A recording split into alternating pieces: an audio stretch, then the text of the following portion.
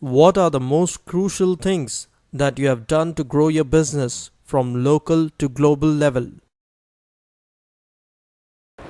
So, although we've done something that appears innovative in India, if you look outside, you might find that there are competitors to that and they're pretty well entrenched, so you may not have a market there.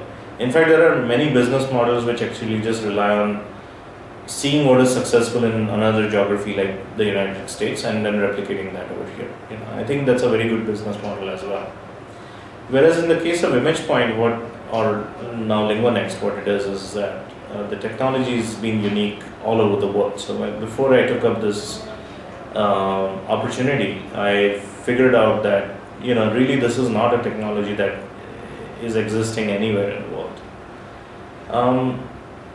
To expand the business beyond domestic borders, what you have to do is essentially, first of all, you've got to believe that this is something that can be not only can be sold globally from India, but it can be executed, delivered globally from India, and you've got to have the organizational strength in order to do that, in order to be able to talk to the right people, in order to be able to execute, solve any obstacles that come in the way. And so I think having that core faith that we can do this was, I think, our biggest asset. Is that we had a team that was completely convinced that we can do this. So from there on, finding the first few customers was a really big challenge. We set up a telesales organization by which we were doing cold calling to a lot of people.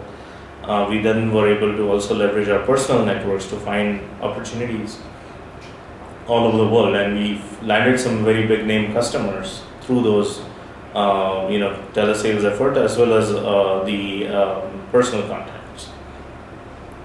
Now that has given us what we call as the initial footprint in the global market, right? But the challenge really is beyond that. It's not how much you can expand by your your personal contacts or your initial efforts in sales. It's really, can you deliver a successful global business year on year, quarter over quarter, because that is what finally is going to deliver the growth for the company.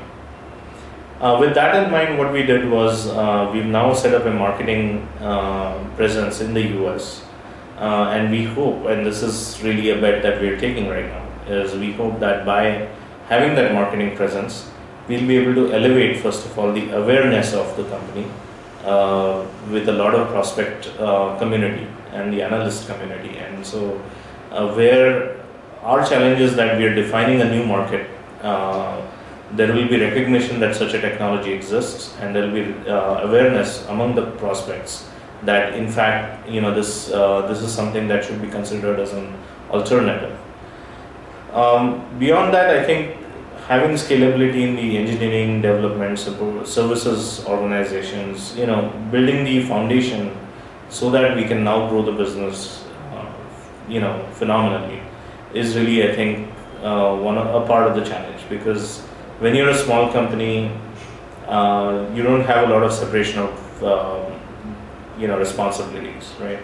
And you also don't know how to separate those responsibilities in order to deliver a scalable organization. So that's kind of what we've done, both on the global growth side as well as the scalability side, in order to succeed globally.